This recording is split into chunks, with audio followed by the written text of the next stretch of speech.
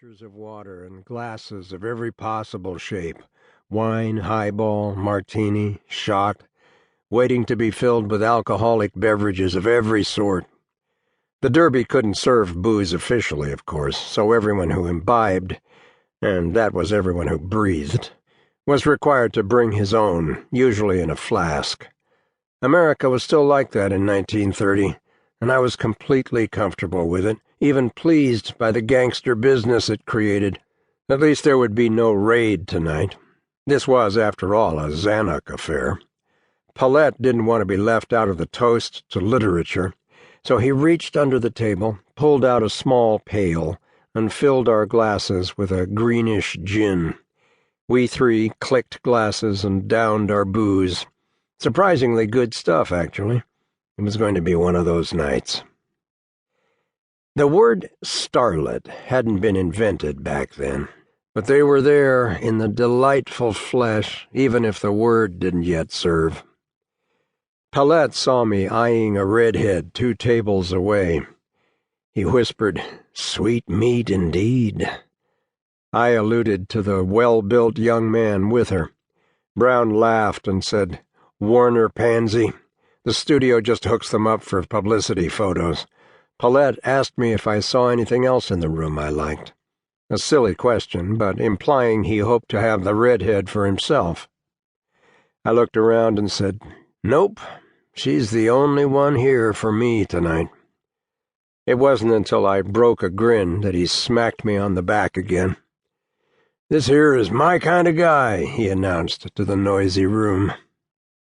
I was a much better drinker in those days, by which I mean I could drink a lot more and not get as drunk. Back in the Army, I drank plenty with the guys, and there would even be an occasional brawl. I'd seen guys almost kill one another. Me, I'd just try to pin someone down so he couldn't hurt me or anybody else. Even back then, the good cop. In spite of Paulette's friendly request, in spite of the fact that we were drinking his very good gin, I still had my eye on the redhead. It didn't seem to me as though I'd have any great problem edging him out, unless, of course, there was to be some sort of fiduciary exchange. I doubt I'd be able to win a bidding war, or might not even want to. But I think we're supposed to be talking about Lillian here, aren't we?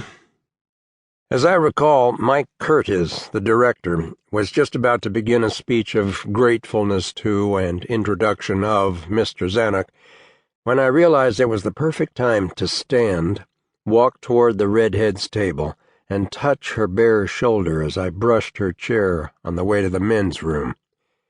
I downed my green gin and rose. As I got close, a small woman blocked my path. We stutter-stepped for a while. Lillian, of course. I have to trust my pathetically broken memory here. I remember being struck by the fact that she wore a suit, a mustard-colored suit, and a small cloche hat with feathers.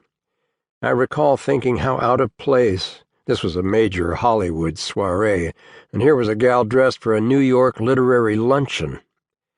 But I liked her face immediately.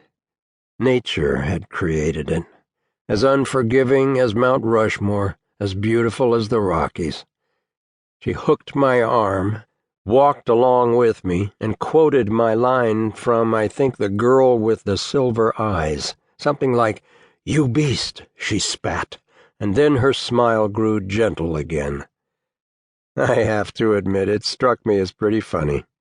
She camped in front of the men's room, looked absolutely helpless, and waited for my line, which of course I'd forgotten, but which I've learned from her over the years was supposed to have been, "You're beautiful as hell," I shouted crazily into her face and flung her against the door.